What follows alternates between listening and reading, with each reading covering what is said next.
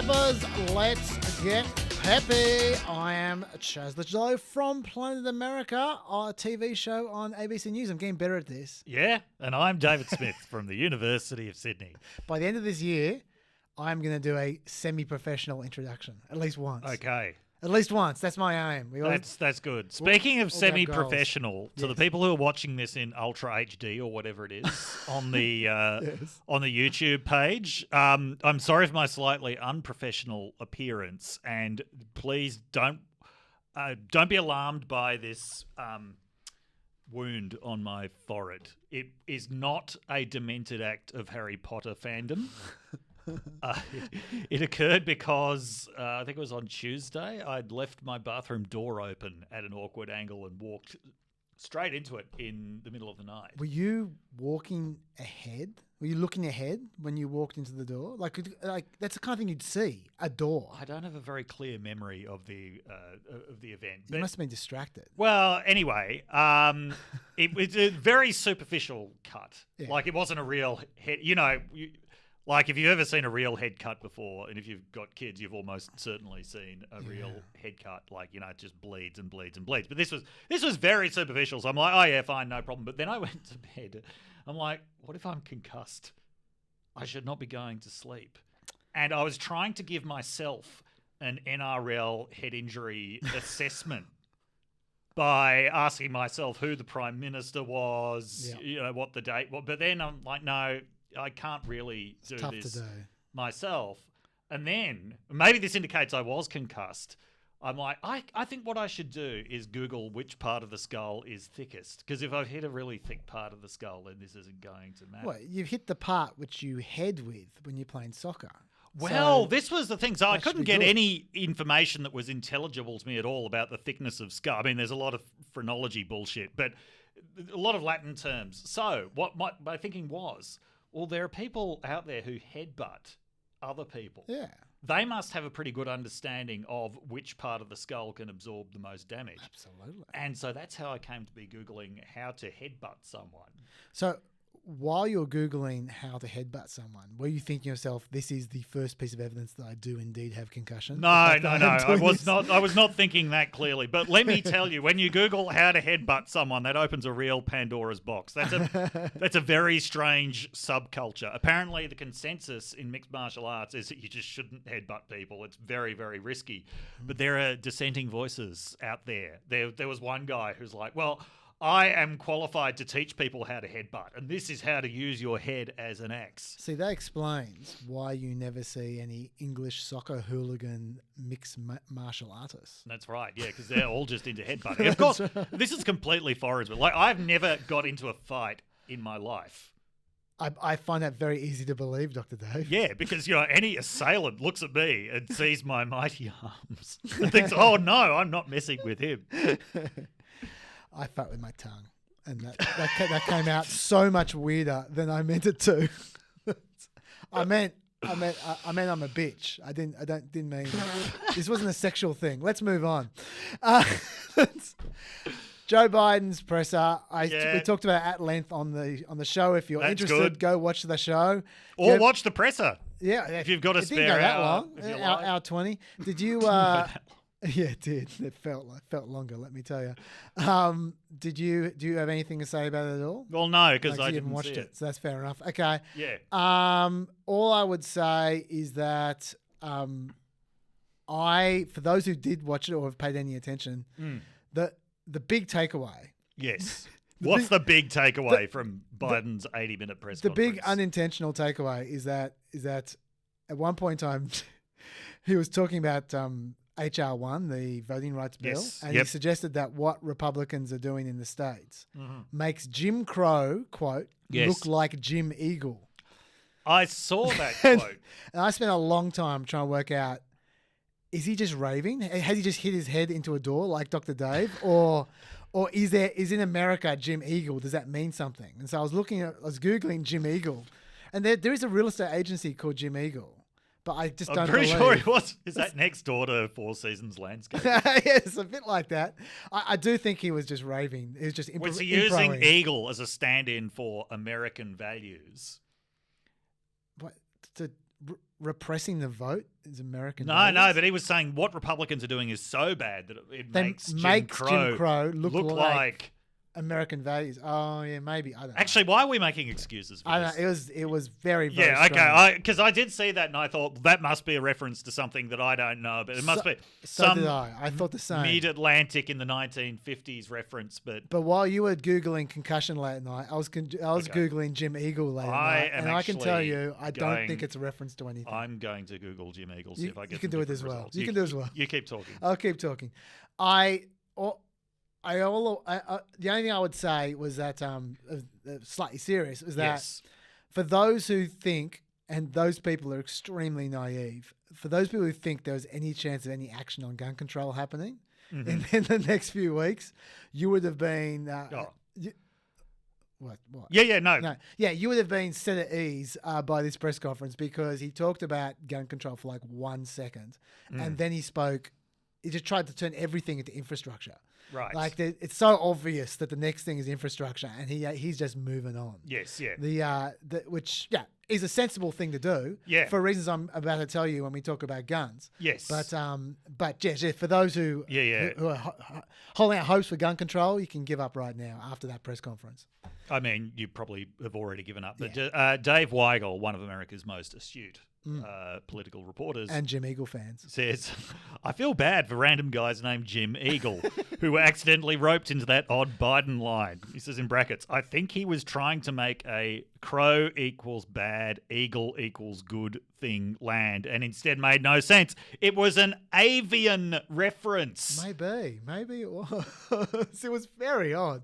I mean, I was sort of halfway there. This is at 4:45 in the morning. Crow I was equals very tired. Bad, equals good. One day I'll have to tell you about how I got stalked by a murder of crows in Seattle. Well, crows are very clever and they're very... Yes, they were communicating with each other and they're communicating. They wanted me out of their neighborhood. I know this is going to be a short one, but I just got to tell you a very quick story about crows because they are very interesting birds. Yes, they are. In Japan, I saw an animal documentary about this some time back, about crows in Japan. Yeah. Because they got a big Tokyo crow issue happening, right? Yeah.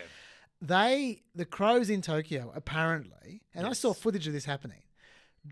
They pick up nuts, and they drop them across the pedestrian walkways, and only on the pedestrian walkways. And the reason for that, if you think about it, is very clever. Yes, because it's one thing to want the cars to drive over them to crack them open for you, which is presumably what they do, because then they go and eat the insides. But when you drop them on pedestrian walkways, there's an off period where cars aren't going to run you over. So it's absolutely brilliant. Very clever. They're good, those I crows. can also tie crow cleverness to American politics. Really? In the 70s at the University of Washington in Seattle, there were a bunch of experiments done on crows because University of Washington is a major home of crow research. A lot of crows live in that area. And they were trying to figure out things about the memory of crows, but also the social transition of memory among crows. So they had researchers who were assigned with the job of being mean to the crows. And to test their memories and also their collective memories, they would do it in Nixon masks. And what they found was that years later, these crows, and like generations of crows down, had an aversion to people with Nixon masks. Are we sure it's because of that? Not just a natural aversion to Richard Nixon? Could have been. They're very clever crows, you know. Yeah. In fact, I think the ultimate test of crows, what they should have done is they should have just sat the crow down and said, now, crow, the voting rights in Georgia makes Jim Crow look like Jim Eagle. Explain it to me, Crow. I think only crows are smart enough to work out what the hell Joe Biden was referring to. That'll be my test. Get your name out of my filthy... Get my name out of your filthy mouth. Okay, let's move on. Yeah. Okay, so nothing else about the press, but on the gun control thing, I want to talk about the guns briefly. First of all, I'd like to talk about... I'd just like to mention from last week, a little adjustment. Not correction, just a little adjustment. I love Chaz's adjustments. This is an adjustment for something you said. So it is an adjustment. Okay. Correction. Okay, yeah. Adjust away. You weren't the only person, though. In fact, everyone did the same thing, which was good. off the back of... Glad to know I'm not special. Off the back of that A. Rupar guy from Vox who sent out the clip of them talking about Baker, the sheriff, talking about how the guy had a bad day. Yeah. Like that was a very selectively clipped clip. If you look at the entire press conference, which I eventually got to, remember I hadn't watched it at the time. You see that 3 answers earlier. He was saying now I'm going to tell you what this guy was saying, and he then took through, and that was part of him explaining. What I the guy was know saying. that's what part of what he was saying. What I want to know is same thing about he had a sex addiction. He was trying to eliminate sources of temptation. Why was he ventriloquizing for this guy? Why was he as a police officer effectively giving this guy's statement? I mean, there's effectively a media policy now that if a mass shooter issues a political manifesto, you don't cover the political you don't publicize the political manifesto. Why? And it wasn't the bad day thing. That wasn't the worst. It was, I've got a sex addiction. I needed to eliminate these sources of temptation. That will be, okay, that will come out in a court case, whatever. Why was that at the center of the press conference? Yeah, look, that's fair enough. That doesn't, he certainly, the cop certainly has no response to that. Yeah. He at the time he said, look, we don't have any information, so I'll tell you what he's saying because we have no other information. And that what you're saying is that's bullshit, and that's fair enough. Yeah. But okay, well, let's leave you aside. What a lot of people were saying at the time was, oh my God, this cop's making excuses for him because he's white and all this kind of shit.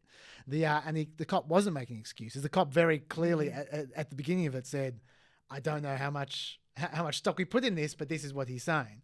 But I understand your point. Anyway, I just want to put that out there. On the other hand, if that had been a shooter who had been inspired by things that he'd read about ISIS on the internet and had said, the reason why I was doing this was because I was waging war on the infidels, it would not have been phrased in the same way. It just, I understand. This comes back to what I was talking about last week, where race actually does have a lot to do with it. When white militias bomb a federal building, the congressional response is, we need to get the white militias in to talk about, what their feelings are, what their grievances are. Others, you don't give any space to their grievances whatsoever. Yeah. Okay, I just want to briefly just talk about the guns thing, and let's leave aside the fact it didn't come up much during the press conference. There's been a lot of talk in the last couple of days about background check laws and assault weapon bans and all that kind of stuff. I just want to just check off a couple of just aspects of it. The first of which is background check legislation is just simply not going to happen because Joe Manchin, who is, as I say on the show, the most important Joe in America at the moment, he has this weird sense of, he keeps on saying he's for background check laws, but what he means by that is that all commercial interests have background checks and any non-commercial interests don't. He's saying that, in fact, Joe Manchin tried to pass a background check law back in 2013, which explicitly excluded non-commercial. So it means you can sell it, but just not as a business. Right. So this is what's known as the gun show loophole. Yeah. And it's not necessarily about gun shows, but just. But this is a third of gun sales in the United States are non-commercial interest. So it's not shops, it's not businesses. It's someone wants to sell a gun on eBay or whatever. And the gun shows were the traditional venue for this, where people could bring guns along and sell. Yeah, and Manchin supports that. So they're never going to get background check. It makes absolutely no sense that is exempt, but But anyway, that's what Manchin had. So how Manchin wants it. Great. The next thing is. By the way, I just want to mention, West Virginia is very significant in this history. Okay, this comes back to the 2000 election. I remember going to a birthday party in West Virginia once in 2007. And these union guys, very traditional Democrats, talking about how, Democrats had lost the state, never had any hope of getting it back. And West Virginia had, I think, voted Democratic every presidential election up until 2000. They said George W. Bush came to the state 15 times with one relentless message, which is Democrats will take away your guns. 2000 election is really underrated in terms of a realigning election. You look at the 96 and 92 elections, Clinton was winning Louisiana, Arkansas, Missouri, Tennessee, Kentucky, West Virginia, one Georgia in 1992, one Arizona in 1996. The electoral map just did not look as it does today. The 2000 election was basically where the Democrats' rural conservative vote evaporated, just completely disappeared and has never come back. And Bush's push on guns played a major role in that. And, Manchin is one of the very, very last Democrats at a national level left from that region. Yep. I was going to say as well, I mean, the other thing is people, obviously the background checks obviously have limitations on their use as well, because obviously a background check only works if someone has a known red flag, which is going to be rare anyway. Yeah. And the databases of background checks are awful, notoriously awful. In fact, guess who sponsored legislation to try to fix that? Ted Cruz. Wow. Okay. Ted. That's his personal issue. That's your Ted Cruz stopped clock right twice a day there moment. You go. Yes. But anyway, but that's not going to happen. Assault weapon bans, I just wanted to point out, is never going to happen from now on because of the Supreme Court. Yes. Because the Heller test says that if it's in common usage, the gun, you can't ban it. Yes. So this is, for those of you not up on this is a Supreme Court case in 2008 that was actually the first court case to establish that the Second Amendment right to bear arms denoted an individual right to gun ownership. It was actually not a settled issue prior to that. And so this turned over DC's gun control regulations. And as Chaz says, yes, if it's a gun in common use, then... Yeah. So even though there was an assault weapons ban as recently as a decade and a half ago, 94 to 2000, that was part of the Brady 2004. Bill. Yeah, 2004. So even though it was there recently 17 years ago, since they got rid of it, the AR-15 sold so many. Yes, there are more than 3 million of them in circulation now. Just AR-15s. There are more than 70 million of semi-automatics of all models. Exactly. So none of them are going to get past the Heller test. That's why. Yeah, I mean, I found it interesting that Biden actually mentioned that because A, it's politically impossible. Yeah. B, the Supreme Court would shoot it down. So what was he doing? Was that just staking out an aspirational position? Yeah. We are Democrats. We're in favor of gun control. That, by the way, Democrats are way less gun shy on this than they used to be. And this is another one of the sort of long-run effects of realignment, especially after it was sped up by the 2000 election, is Democrats have just become so much less afraid of once taboo issues. So gun control, same-sex marriage, Black Lives Matter more recently. These used to be things that just freaked the hell out of Democrats. Yeah, and also I just want to say one other thing about the assault weapons ban theory, apart from the fact it's not going to happen, is that I think people severely overestimate how many deaths there are from assault rifles. Like in that if you look at the FBI numbers, now there's always a high number of guns are uncategorized. Yeah. So you never could be 100% sure. Yeah. But usually, most years, it's between 6,000 to 8,000 murders with handguns. Yes. About 300 with rifles. Right? Yeah. In fact, there's more murders using clubs and what is it? It's something ridiculous. Alligators. But it's basically blunt force weapons. Yeah, I mean, I think, and this often gets pointed out, and it's true, but I think there is something unusually, and as much as I hate to use the word terrorist, there's something very terroristic about massacres carried out with assault rifles. And so there's a higher ratio of high death massacres that do have. In fact, nearly rifles. all of them involve the AR-15. The other thing is that you can make arguments for possessing handguns and shotguns. I have never heard a convincing argument for why a civilian should have a semi-automatic weapon. They're not regarded by hunters as good hunting weapons. They're regarded as unsportsmanlike and they ruin the meat. When you say weapon, you mean rifle? Yeah. Because basically every handgun these days is semi-automatic. Yeah. So They're not considered a good weapon for defending your home because you run the risk of killing your entire family. Shotgun is considered the weapon of choice for defending a home. Basically, they're good for if you want to go to a rifle range and have a lot of fun firing off as rapidly as you can. But there's absolutely no reason why anyone should own one. I want to tell you a story. By the way, the reason I'm rushing through is just because I know that we don't have a huge amount of time today, and we're going to be about to go on holiday. So I want to make sure I get stuff in because I can't do it next week. Oh, you told them. I don't mess with them. We're going to be away for 2 weeks. We are because we respect Jesus on this podcast. Was all. So about, we are not going to be Jesus. here for Good Friday and the week after. Yeah. I just want to say something.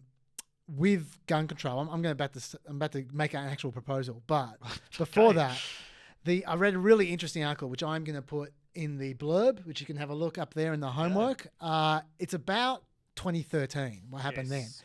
And that was that, if you recall, just after the election in 2012 was when Republicans had their autopsy come back. Yes. And they said, we're about to get reamed by the Latinos. We need to be more tolerant. Yes. They obviously didn't listen to their autopsy at the time. They did not. They went in the opposite direction. But at that point in time, Obama's team thought to themselves, here's a window. Because that was public. That autopsy. So here's a window. We can get comprehensive immigration passed. And they were sounding out various Rubio types. Yes, yep. And they were saying, I think we've got the numbers. If we play it smart, we've got this window for 2 or 3 months where we can get comprehensive. Now working up comprehensive immigration. Yes. They were just about to release the bill. Yep. Then Sandy Hook happened. Right. And Obama had a choice to make. Yes. And he made the choice, no, let's go for guns. Yeah. And they dropped immigration and went for guns. They spent 3 months building up to Joe Manchin's shitty background check bill, which didn't even get up anyway. And by then it was too late to go back to immigration. Right. And so the reason why we're screwed up on immigration now is because they didn't pass it then. Yeah. Because they went for the golden calf. I don't know, was it maybe the white whale? I don't know what the analogy is. Gun control, You have gun control, and it just didn't pay for them. Yeah. And by the way, after hearing everything that Chaz has just told you about background checks, you might be wondering why this always comes up. It's because it polls so well. It polls very well. Yeah, it always like polls 90%. like 80 or 90%. Yeah. It's like a lot of proposals that poll. Gun control in the abstract does not poll well in the US, but this is one of those proposals that always does. Well, I'm gonna make a very quick proposal here. Okay. And then you can say whatever you want to say about guns. Mm-hmm. And that is this thing that never comes up, unlike background checks. This probably polls terribly, but this is not going to solve the problem because nothing will solve the problem because it's so intricate in terms of it's so endemic to America. But this I think would make a difference, which is fund the ATF, which is the Alcohol, Tobacco, Firearms Department, who are in charge of regulating this area, and they have no money. They have no investigations. And it's because Republicans have starved them for over the decades, right? In 2018, they had fewer employees and fewer investigators than they had at the turn of the century, even though there's like 4 times as many guns in circulation as there was then. They aren't allowed to inspect a shop more than once a year. So every time a shop's inspected, they then know they can do whatever the hell they like. Yes. They're not allowed to go undercover. They're not allowed to run stings. Get this. They are not allowed to have a centralized digital database when they search. They're not allowed to run keyword searches on the hundreds of thousands, if not millions of records they have to search through. To perform a search, they have to find a specific index number of a former dealer, then search the records chronologically for records of the exact gun that they seek, because they can't run either keyword searches, date searches, or any other field. They are legally prohibited to do so. Yeah. Right? They're not allowed to do research. They have. In 2017, there are 112,000 gun purchase denials from people who intentionally tried to buy a gun when they were banned from doing so. Wow. Out of those 112,000, the ATF investigated 12,000. They ended up prosecuting, guess how many? None. 12.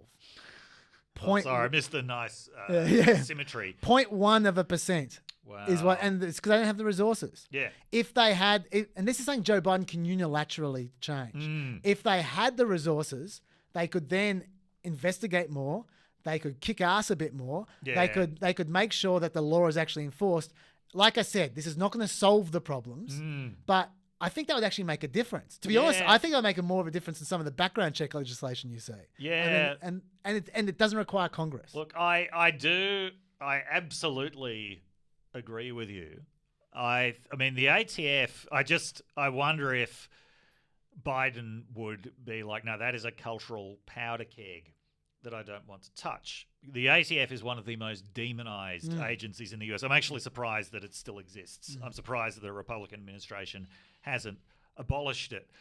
You'll remember from previous PEPs we have talked about, it was the ATF that was held responsible for the Branch Davidian Waco massacre, which was an absolutely horrific event, a horrific instance of just complete violent mismanagement of a situation by a government agency, which resulted in the deaths of 76 members of this religious sect that just did not need to happen. That became this real sort of right-wing touchstone about government power is not only bad, but is coming for us, is coming for religious freedom, is coming for our guns. This was one of the things that motivated Timothy McVeigh to blow up the alcohol, tobacco, firearms building in Oklahoma City in 1995. And as I've already mentioned once on this podcast, this episode, the Republican response was, we need to get militia groups in to talk about their grievances. Yes. So I do wonder if Biden would be a bit gun shy about... Well, that's good. I see what you did there. About, in this environment where we've just had still, the debris is still being swept up at the Capitol building, where hey, we're bringing the ATF back, baby. We're giving them more power, more funding. I think they absolutely should give the ATF more power and more funding, but I do wonder whether Biden's sort of instincts would not allow him to do that. Quite possibly. Do you have anything else to say about guns? No, I don't. Okay. We're racing along. Stats Nugget! Stats Nugget! This is our holiday. I'm cramming as many Stats Nuggets as I can into this one. Okay. There's going to be heaps of them. Have we got a 6-pack of Stats Nuggets? A Maybe. 9-pack? A 20-pack? Let's see how we go. See how we go. I've got a lot here. PRRI poll this week. Yes. For the first time ever, majority of Republican voters support same-sex marriage. Wow. 51%. That's good. So there you go. That's a Stats Nugget that deserves a sweet mustard dipping sauce, I think. And overall, not just Republicans, overall it's now up to 67%. Yes. Overall, which is up from 61% in 2017 and so forth. Democrats 76%, Independents 72%. Yep. So there we go. Which, that's nice. going back to something I said earlier, when you consider how terrified Democrats were of this issue in the 90s and 2000s, look at it now. Things have changed. This is why you get such violent resistance to cultural change when it's in its early stages, because people know that once it happens, it happens. Which is exactly why we got to get behind the ATF, Dave. Dave, talk to us about college sports. Yes, okay. So March Madness is in progress at the moment. For those of you not familiar with that, this is the annual college men's basketball tournament that I would say behind the Super Bowl is the single biggest kind of sporting event in the US, albeit it's an event that happens over the course of 3 weeks. This is when the 64 teams selected by the NCAA committee, it's not exactly the top 64 teams in the country because every conference has to be represented, but they're all put into this big, enormously fun tournament. So there's 4 regions that have 16 teams each, and in the first round, number 1 plays number 16, 2 plays 15, etc. Everyone's fixated on this, especially the first 2 days when you get these you always get these crazy upsets because there are so many teams in there. This year has been no exception. Oral Roberts University, which Simpson fans may recognise as Ned Flanders' alma mater, beat the highly fancied Ohio State University this week. And then they actually beat their next opponent too, whose name I can't remember. So they're down to the final 16. You'll never forget Oral Roberts' The name. Sweet 16. No, you never forget Oral Roberts. Oral Roberts is a Pentecostal university founded by a Pentecostal televangelist. Oral Roberts was a real innovator when it came to televangelism. He was one of the first who would make these big fundraising appeals, which was very controversial at the time. But, everyone's doing it now. The good thing about Oral Roberts is that his porn name is his actual name. Anyway, keep going. On a cleaner joke, I saw someone on Facebook saying that she convinced her 13-year-old daughter that Oral Roberts was, in fact, a dental university. Also in the NCAA tournament was Liberty University. They still exist. They still exist, yes. Yeah. So Liberty University, founded by Jerry Falwell in Virginia, this very conservative evangelical university. I think you'd probably call it Donald Trump's favorite university. He had some very significant campaign moments there. Now, it is true that the college president, Jerry Falwell Jr., did get kicked out for just being a complete, I don't even know how to describe it, just having this lecherous lifestyle. And he was that was captured on camera. He was How many more alliterations can I do? He was lecherous, and his wife was accused of having affairs with students as well. Basically abetting his lechery. Yeah, his wife was accused of having affairs with students. I think he was like facilitating an affair that his wife was having with a pool boy. Yes. Like with a literal pool boy. I don't know what role exactly he had in that, but he was making it happen. Do you know what the name of that movie was? Where they were having sex with the pool boy? It was actually called Oral Roberts. Anyway, okay. Go on. And anyway, I think what finally brought him undone was this photo of him on a yacht with a glass of wine in his hand, which he claimed was an anonymous black liquid. Yes. With his pants undone, with a woman who had her pants undone. And he said it was in sympathy for her because she was pregnant. Yeah. But he didn't say when she got pregnant and to who. Yeah. Anyway, so he got kicked out and left complaining, likening himself to Martin Luther King. Anyway, but Liberty University has over the last few years developed a very good basketball program. Sure, okay. Apparently, so they're in there. They got knocked out in the first round. They weren't very highly seeded.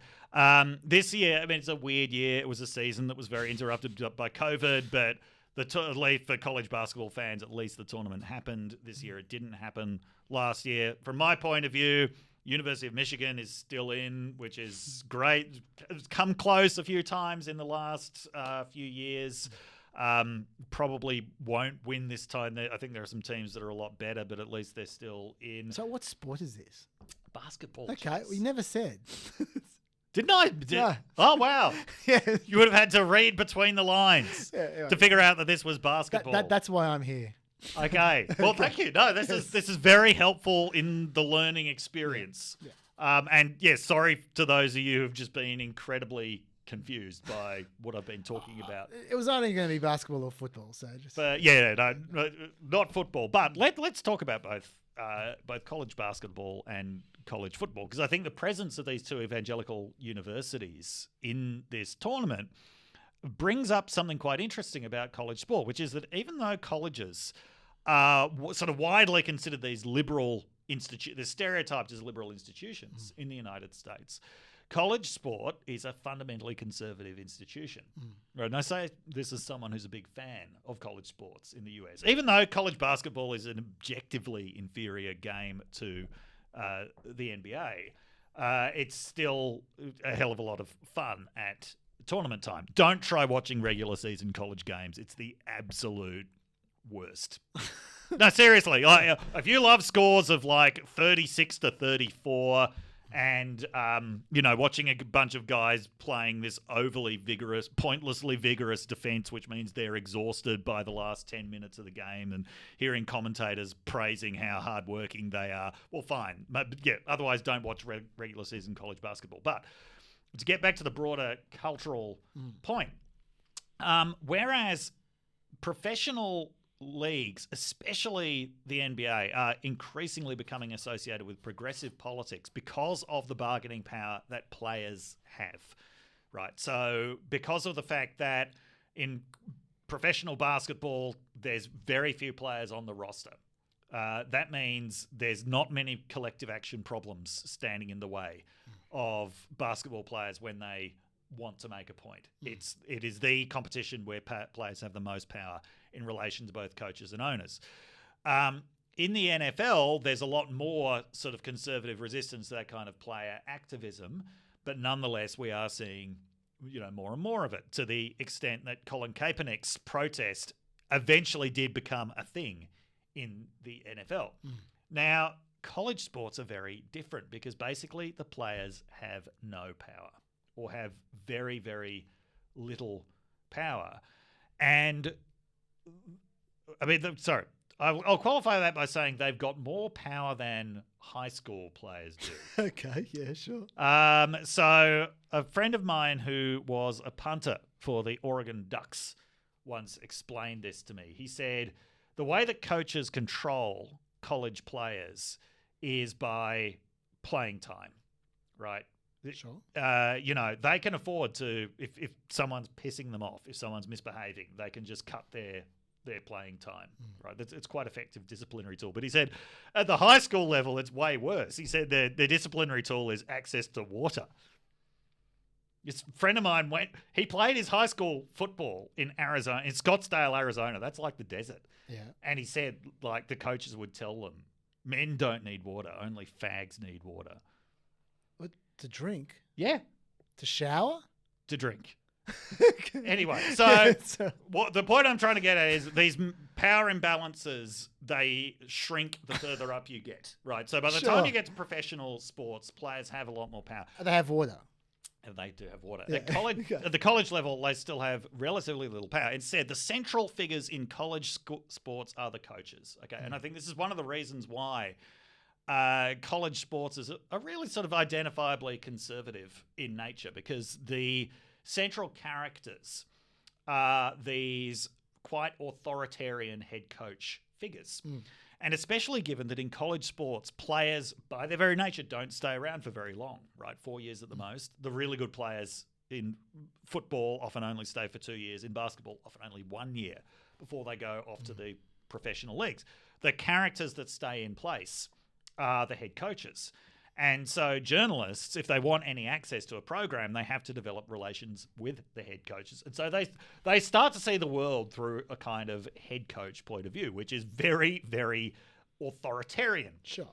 And there's often this real sort of racial subtext to this, which is that head coaches tend to be white. Not all, but in most cases, head coaches are white.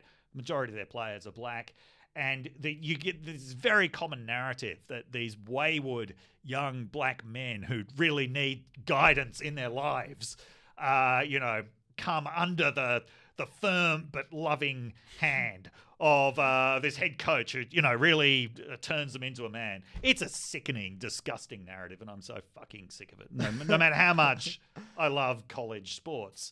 But it is one of the things that really contributes to this fundamentally conservative nature. Another thing that contributes to it is the real sort of variety of institutions in college sport. There are, in Division 1, there are, I think, 120 different universities. And that doesn't include the Harvards and Princetons of the world. Oh, no, they're all Division 3. This is the big state universities. And so in football, the major powerhouses are Alabama, Ohio State, Louisiana State, Clemson University in South Carolina, right? These are heartland places. College basketball as well, the traditional kinds of powers, University of Kentucky, University of Indiana, Michigan State University. These are all places that are away from the kinds of metropolitan centers that dominate professional sports. Now, one of the things I love about college sports is wherever you are in America, you've got a team. So you're in the middle of Idaho, you've got the Boise State Broncos. You're in Nebraska, you've got the Cornhuskers. There isn't a professional team, anywhere in sight, but you've got the Huskers. You're in Alabama, you've got a choice between the Crimson Tide or Auburn University, which used to be coached by Tommy fucking Tuberville, who has recently said he believes there are enough background checks already. But it really means that, yes, the whole country is represented. And especially since these heartland teams do so well in college sport. That's another thing that adds to this kind of conservative character of it. I'll never forget, I think it was in 2019 when the Washington Nationals won the World Series and Donald Trump turned up to a game and got booed. Washington Nationals are the Major League Baseball team.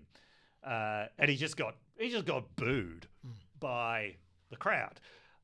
So in order to make Mr. Trump feel better, his staff took him down to Louisiana to an LSU game held at Baton Rouge. It was LSU versus Alabama. And I remember Steve Scalise and his terrible wife were there as well. And they actually got they forced the university to put them up on the Jumbotron for like 5 minutes and to have this 5-minute long standing ovation for Mr. Trump. And I mean, during the Trump era, I think this divide between college and professional sports just got more and more stark as more and more professional teams refused to actually go to the White House after winning championships. But the college players would be, dutifully dragged along. So one of the several years where Clemson won the national championship in football, the players went, and because the government was shut down, and so the White House's in-house catering staff weren't available. Do you remember what the White House had done? Was this the McDonald's and... McDonald's, Wendy's, Arby's, all kinds of horrific shit. Right, yeah. These cold burgers that were being served. And I remember getting so good. Extremely annoyed by the Twitter discourse because there were all of these people on the left of Twitter took this is my one opportunity to show I'm even-handed by saying something that isn't anti-Trump. And I was saying, if I was in college, I would have thought it was cool to go to the White House to eat burgers with the president. It's like, yeah, Twitter journalists, how many fucking national championships did you win? You win a national championship, you expect better than a cold Wendy's burger, no matter whose house you're eating it at. It sounds to me like you haven't had a Wendy's burger You before. are not They're even beautiful. getting paid when you're a college athlete. I haven't even gone into the whole pay issue. College athletes should absolutely be paid. But we don't have time to go into this. Anyway. I just thought it's March Madness. We owe it to you to talk about this very important phenomenon because this has got a lot of attention. Well, this actually links to politics, and I'll tell you how. It always links to politics, Chaz. Well, this week it particularly links to politics because Kristi Noem, who is one of the cattle call of Republicans who are clearly going to run in 2024 if Trump does not. Her run may be over before it begins. Oh no, Chad! Why is that? I was looking forward to Noem 2024. Nomentum. She's the governor of South Dakota, for those who don't know, and her selling point. There's no way I can sugarcoat this. Her selling point is the fact that she has well chiseled arms. That's it.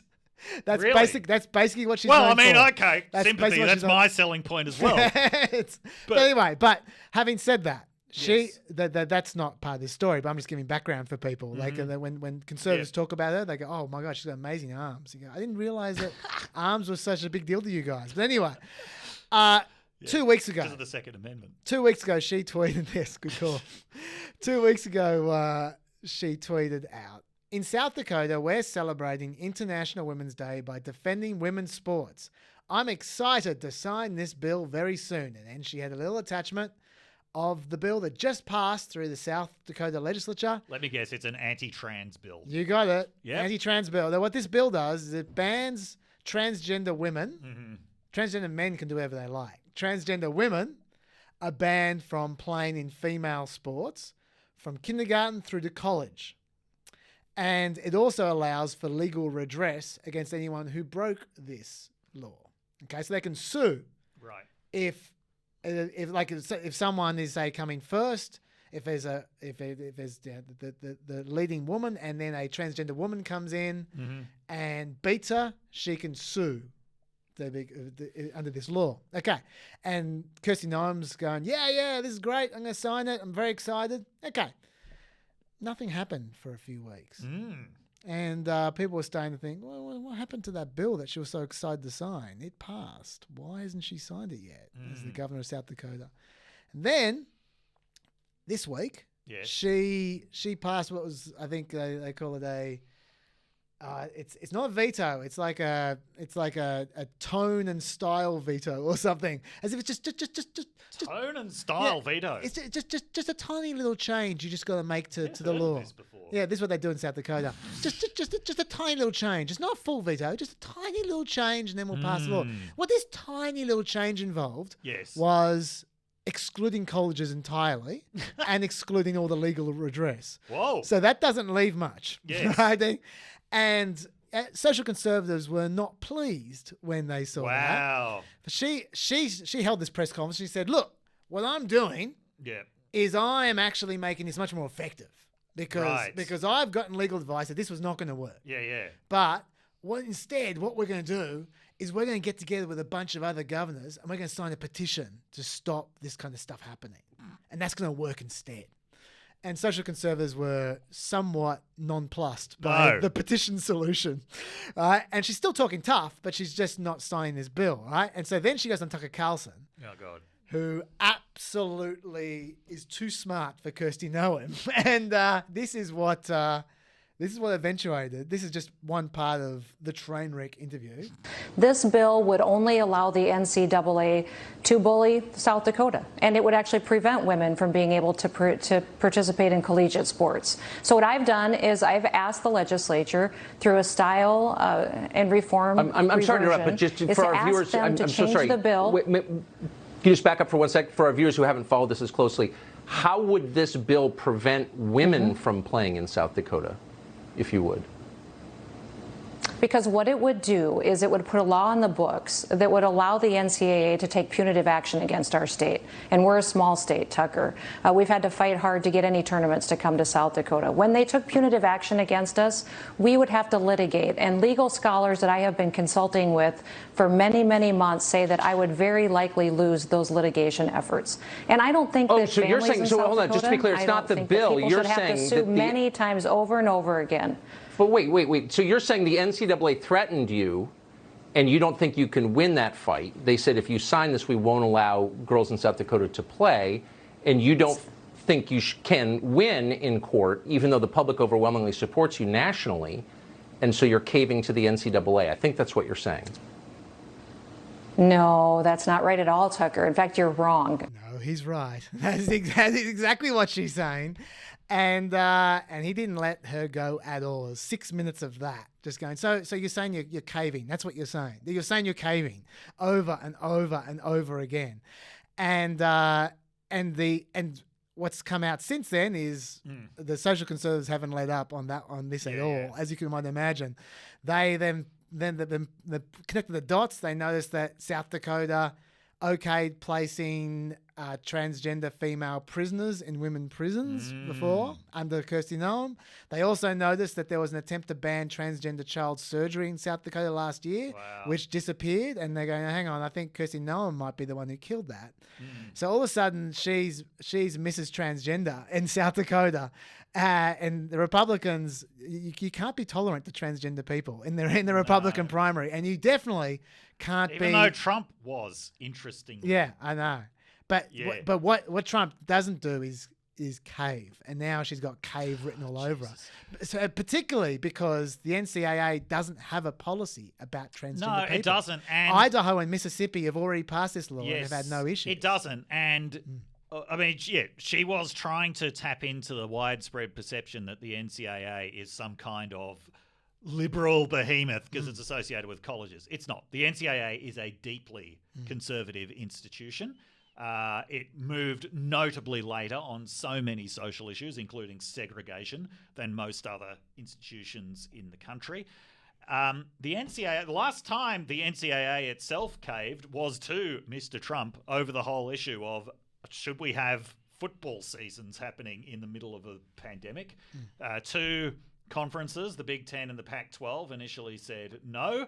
Within a few weeks, they were playing the shittiest football season that anybody has ever seen, and part of the reason for that was to placate the White House. Part of it was to placate their own conservative fans. So no, the NCAA, which has fought for I don't know how many decades to stop players from getting any kind of payment whatsoever, is not actually a liberal bogeyman, but of course it can always serve as one. And then worst of all, her response to the controversy was to accuse all her critics of cancel culture. Of course. And anyway, by the way, I think she's done. On just about any index, where does South Carolina rank in terms of COVID?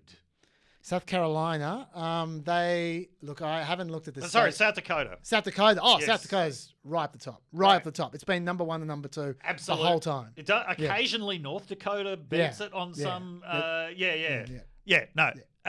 Noem had the absolute worst responses to COVID. She was one of the Sturgis. Yeah, she was one of the red state governors who was gloating at the start of the outbreak about, well, we're not New York, we're not California. She still gloats. Yeah. But she gloats using raw numbers because Isn't no it one lives in South Dakota. Something like 60% of the state has COVID. It's up there. Has had COVID. It's one of the few states where they've got the possibility of reaching herd immunity before the vaccine's even rolled out. Yeah, no, she's not doing well. While we're talking loons, though, I might just race through a couple of quickies. But can I just say one more thing? Yep. She still might. The one thing that could give her a bit of... Oh, no, it wouldn't be for the presidency, but the one thing that could save her career as in another respect is that Trump wants John Thune out. Yeah. He saw John Thune as a betrayer because John Thune didn't vote to overturn elections. At least she's loyal to Trump, so he'll still support results. her. Yeah, and Trump was talking up her as a potential senator. Yeah, no, that's good call. Yeah. Okay, just race through a few quickies. Keep your eyes out on Ohio because... No, don't look at Ohio. Oh, no. There's some real car crash primaries happening there with the Republicans. Yeah. But the whole, the state's always a car crash. Yeah, well, always a garbage fire. Yeah, to replace Rob Portman, it's quite a step down. You've got J.D. Vance, who's a hillbilly elegy guy. Of course. Right, you got there's one called Kat Timken who is literally referred to as Trump in high heels, and all she does is tweet. Basically, every one of her tweets is about Trump and how wonderful he is. It's her sycophancy is just incredible. She was tweeting out how she should have lakes named after him and stuff. It's not good. Lake Trump. Yeah. Anyway, but the funniest one is Josh Mandel, who is very conventional, very establishment, very desperate to sell out any dignity he has. Right. Yes. To try to win the Trump vote. Oh, fantastic. So, for instance, this week he tweeted out. This is a classic example of what to look out for over the next 18 months. Poll.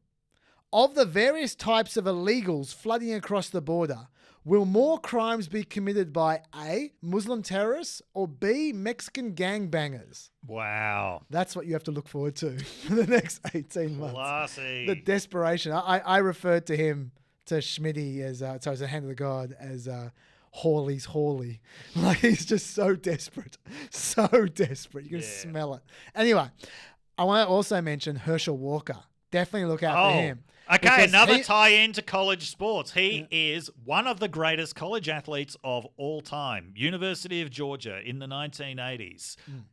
Incredible football player and one of the most high-profile athletes supporting Trump. Yes. And now definitely he's won the championship for the greatest Trump sycophant. Yeah. And so Trump, certainly the highest profile African-American athlete supporting Trump. Yeah. And so Trump now is trying to get him to run for Georgia Senate because the Reverend Raphael Warnock. Yeah, Raphael Warnock is up again in 2022. And Herschel Walker he hasn't fully committed to it, but he's getting close. Yeah. And this guy I've got a profile for him up in the blurb. Have a look. Yeah. This guy's pretty special. I don't know how much you know about him, apart from his college football years. But in 2008, he was diagnosed with multiple personality disorder, which I shouldn't mock, but what I am going to mock is the fact that in that same year, his ex-wife said that actually this isn't mockable either, but we're getting there. Yeah, His yeah. ex-wife said in an interview that he put a gun to her temple, and she said it was one of his alternative personalities, saying there was somebody there that was evil. He then boasted in the subsequent years in 2015 about the fact that he used to play Russian roulette when guests came to his home. Jesus Christ. This guy may be running for the Senate. He's also a massive conspiracy theorist, unsurprisingly. Yeah, I knew that. Yeah, and he believes that the Communist Party of China is funding the Black Lives Matter movement, which then funds the Democratic Party. And he also believes that that not only did voter fraud get Joe Biden elected, but it got Barack Obama elected as well. And he also thinks that this was a quote. This was before. This was before January 6th. Yeah.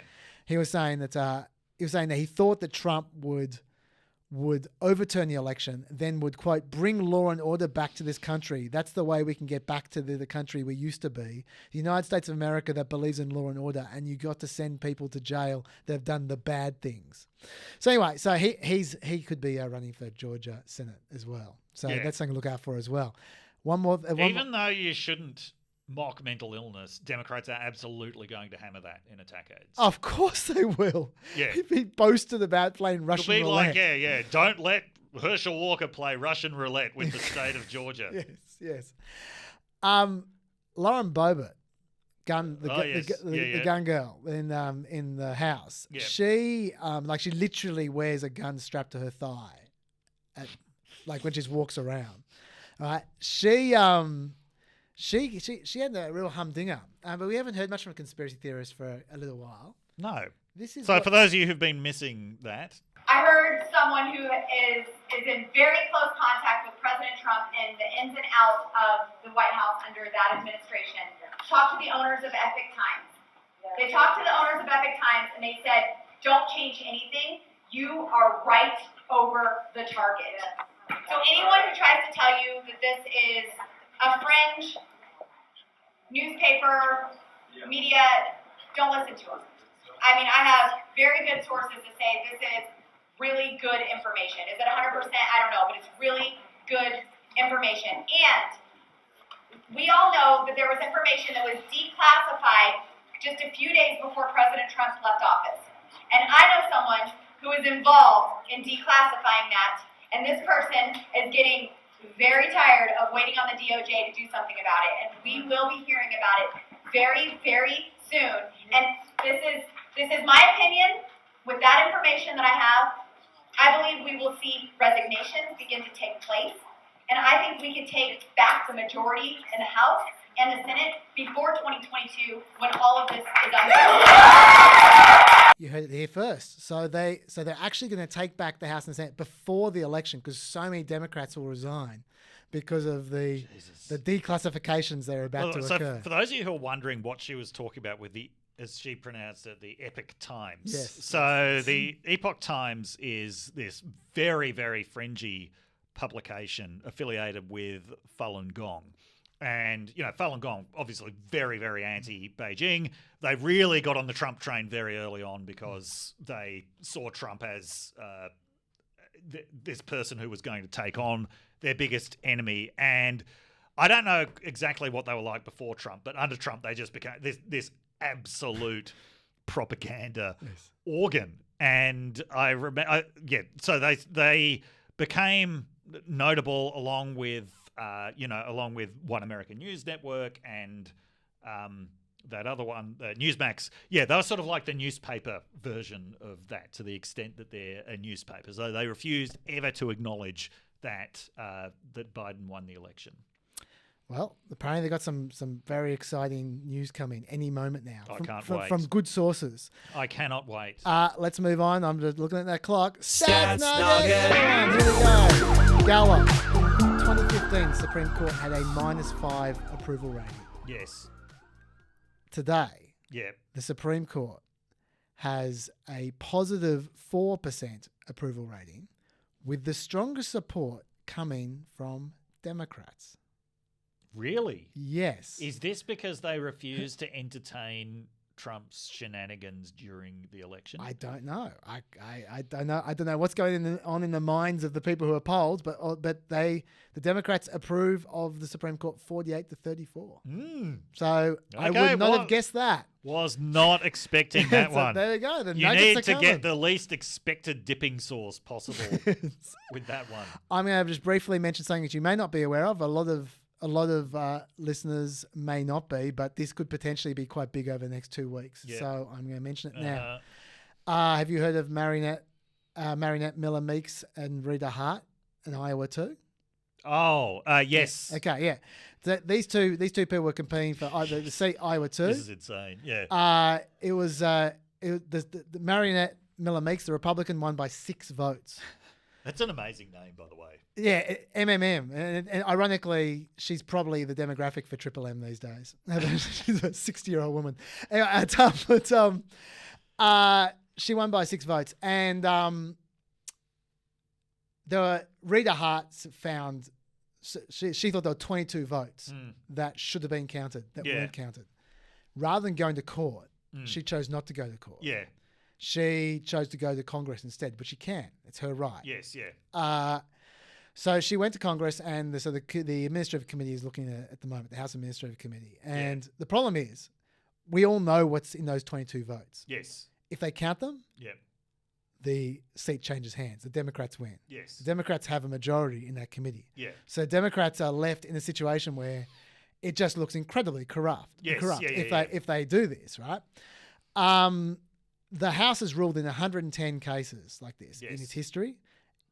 Only 3 cases was the outcome upheld. Yeah, yeah. There you go. They usually don't like to do this normally. Yeah. And the most disturbing thing about this is in her brief, her legal brief, because what the House committee said was, give us a legal brief and we'll come back to you on that. They'll try and postpone as much as they need to procrastinate. In her brief, she says, where necessary to effectuate the will of the voters of the 2nd Congressional District, the committee should therefore exercise its discretion to depart from Iowa law and adopt counting rules that disenfranchise the smallest possible number of voters. So essentially, she's conceded she would have lost if she'd gone to court. Yes, yeah. She's saying Iowa law would not have counted these. Yeah, yeah. Which is a strange concession to make. And it raises the pressure a little bit. Now, the rumours that are going around by anonymous sources in the press are that Nancy Pelosi supports this challenge. And Nancy Pelosi is pushing for it. There's a lot of Democrats coming out publicly and dumping shit on this. I don't like this at all. And, I mean, it will ultimately rely on a House vote. Yes. I think enough Democrats are going to vote against this for reasons of credibility. Yeah. Like, after we had that spectacle of Republicans in Congress trying to overturn the election, even if this is a very, very different case, it's a terrible look. Not only for Democrats to overturn an election result, and it's certainly not worth it for a gain of 1 House seat, even if it is a narrow margin. Not only does it look incredibly hypocritical, and I think it is incredibly hypocritical, but on top of that, there are practical reasons as well, which is, and this is the reason I brought it up, because I don't think many people, I don't think anyone has connected this, and maybe I'm foolish to connect it, but I am anyway. At exactly the same time this is happening, in Arizona, they are debating House Bill 2720. Right. And I'm drawing a connection. Yes. Arizona House Bill 2720 would allow the House, by a majority vote, to revoke the Secretary of State's certification of presidential electors chosen by Arizona voters and to cast the state's electoral college votes for themselves. Yes. Essentially, the bill that they are debating right now allows the legislature in Arizona to ignore the election and choose whoever they want. Yeah. This is a scary place to be. It is. Yes. Where they're this close to overturning democracy. Yes. If the Democrats overturn this seat, I find it very difficult to believe that the Arizona Republicans would not respond in kind in a classic partisan move. Yeah, you're probably right. And say, well, we're going to do this then. Let's go. Yeah. As soon as one state does it, other states are going to start doing it, and it's the beginning of the end of a democratic election. And that sounds dramatic, but I think it's true. Yeah, yeah. And I think they're really playing with dynamite. It would actually be a return to the days before, it was widely accepted that a majority vote in each state was how elections were decided. So I think it would be back to state legislatures decide. Yeah. I reckon it's scary. So I just want to braise that because this might I've break got, in the next two. Yeah. Weeks. Pelosi needs to go. Feinstein needs to go. So I'm not just being ageist here. A lot of these people have such questionable judgment, and just this reptilian decision-making process. I'm sick of it. Dave, talk to us about the Alaska summit. Oh, the Alaska summit. Preferably quickly, given the clock. Yeah. Jesus Christ. This was an undignified spectacle. So we had Jake Sullivan, who's the National Security Advisor. We had Tony Blinken, musician and Secretary of State. We had Wang Yi, the Chinese foreign minister, and I'm blanking on Zhang something, basically the top diplomat in China. Yeah. And so they have this summit. Obviously, these events, it's normally all smiles for the cameras. Who knows what happens behind closed doors? This kind of happened in reverse. Instead, you had Blinken, talks about China's record in Hong Kong, Tibet, Xinjiang. This isn't a 2-minute speech. Yes, it's just 2-minute introductory speech. That's all. Just niceties. Taiwan. Chinese counterpart is clearly a bit taken aback, saying this isn't a great way to be a host. Then, and I just find this a really I just don't think that this was justified in any way. Blinken invites the cameras to stay back while he has a go at China, saying, "Oh well, America may have its problems, but we've always dealt with them openly." Well, hang on. You've skipped a bit there. You've skipped a bit where the Chinese guy responded to Blinken's 2-minute speech where he was rude. He was rude in that 2-minute speech, but it was 2 minutes. Yes. And the Chinese foreign minister or whatever responded within his 2-minute speech. Yes. Spending 16 minutes going on about all the things America do that's shit. He threw out his speech and he just went for it. Yes. And then Blinken said, hang on, I've got to respond to this. And then they keep on right, going. Yeah. So, it was, and I think that this highlights a real problem with diplomacy at the moment, which is no one's got any traditional diplomatic skill. Fair.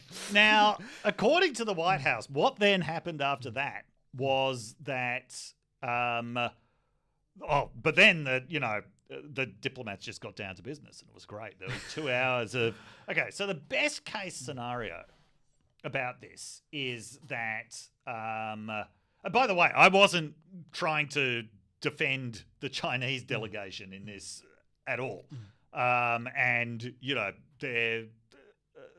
It's not as if the things that Blinken was talking about aren't real issues.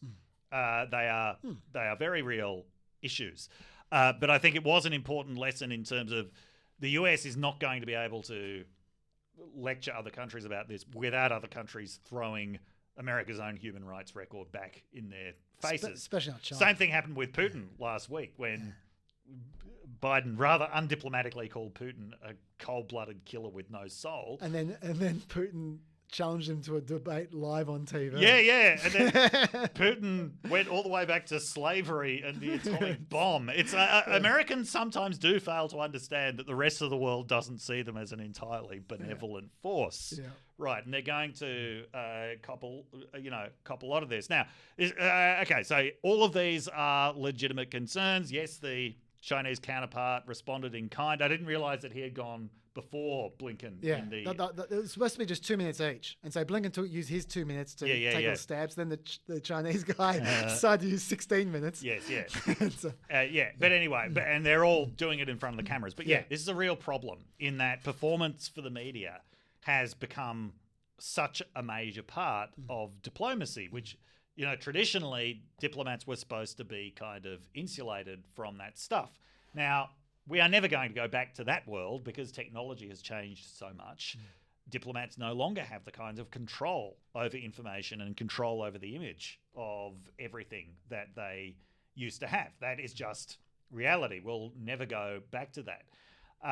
But we are in this situation now where you clearly have both sets of delegates performing for a domestic audience. And that's, Biden does not want to be seen as soft on China. Just after there's been this transition in the US, China certainly doesn't want to be seen to be, opening up new opportunities for America to make incursions.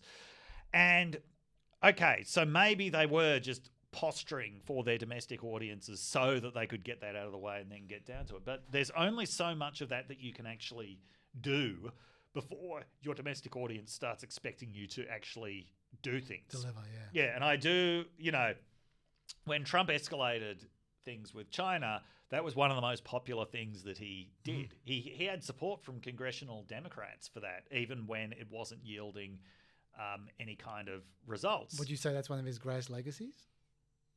Like if I read you a statement, the Biden administration is making China a priority in foreign policy. It's certainly, and rightly so. Yeah. One of Mr. Trump's greatest legacies will be changing the world's view of China's behaviour. Would you agree with that? No, I wouldn't agree with that. I would say that this is one of the biggest areas of continuity. Oh, okay, because that's Jared Kushner. Yeah, of course. It's... Jared Kushner, who wrote an article complimenting the Biden foreign policy, and I don't think. The Biden administration did not. I don't think they would have enjoyed that. Not appreciate that. Yes. But yeah, so Biden is not in a hurry to de-escalate it, right? So his view seems to be, we can milk this a bit, that China's going to be desperate to get back to normal and, we can extract concessions from them. I don't think that's going to happen. I think you're right that they're responding to the public as well. Like every poll, I've got a poll here. Gallup, 63% of Americans now see China's economic power as a critical threat, up from 40% in 2018 and 46% in 2019.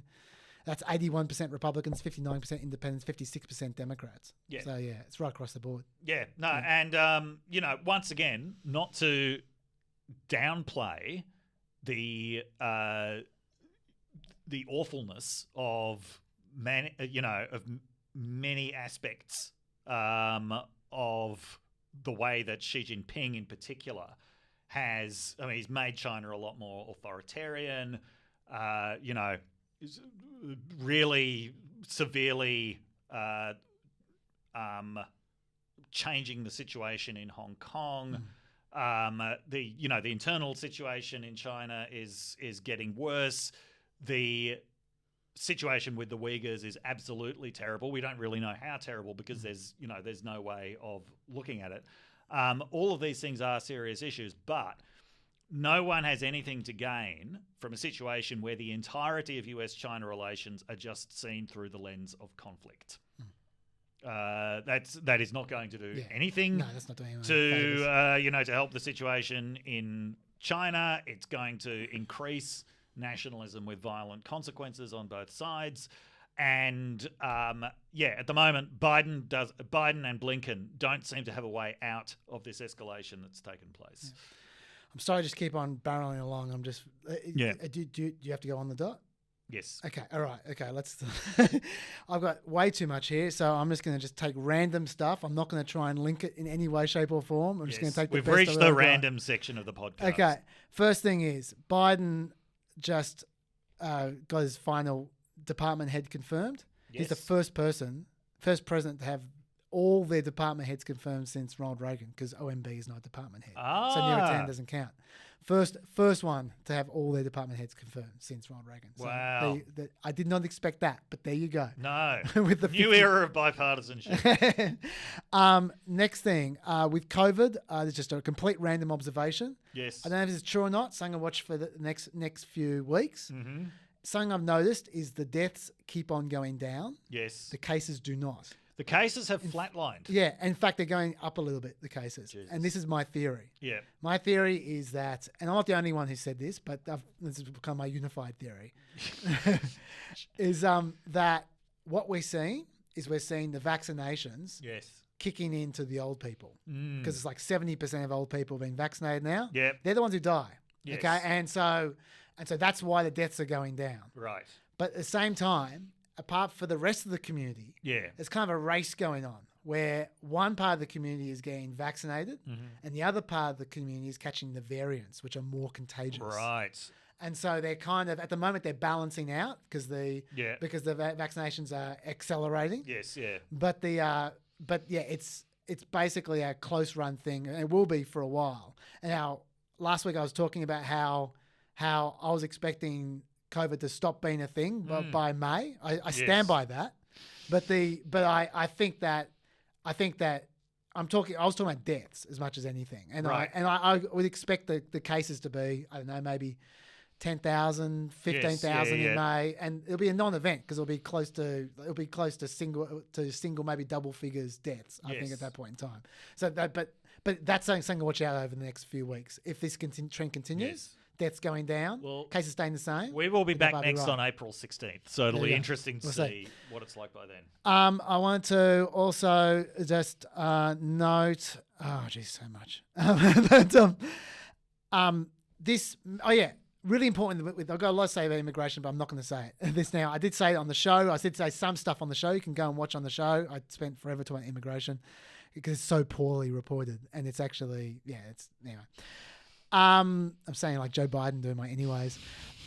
The big thing I mentioned this on the show. I'm going to mention it here. This is the big thing over the next few weeks to look out for. Yes. Biden is desperately trying to bribe Mexico with AstraZeneca vaccines, right? Because Mexico is one of the worst countries in the world at the moment for COVID. Yeah. They have 10 million doses of AstraZeneca sitting around at the moment. America, they don't need it. Hang on, isn't AstraZeneca the dodgy one? Yeah, but it still works. It's just not as loved as Pfizer and Moderna. It still works. Right, yeah. It's still got 76% efficacy.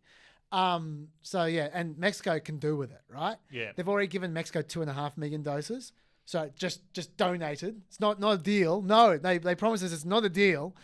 At the same time as they donated that, Mexico closed down the southern border. And they lifted up the National Guard presence down there and were targeting people smugglers. Just a coincidence. All happened on the same day. This is almost Trump-like. It is. It's very Trump-like. Yeah. And this is the big one. The big one is, remember I was talking about, I mentioned last week and I was going to mention more this week, the thing to really look out for was the families. Because there's only so many 6-year-old kids you can send 1,000 miles to walk. But the big thing was families, unlimited numbers of families can come with 6-year-old kids, right? Because when the parents are taking them and all the rest of it. The Biden administration had to accept them because Mexico was not taking them because Mexico just passed this law where they weren't taking anyone under the age of 7, just not taking. They weren't taking any new kids. Yes, step by step. That one's for Rick Lewin. I would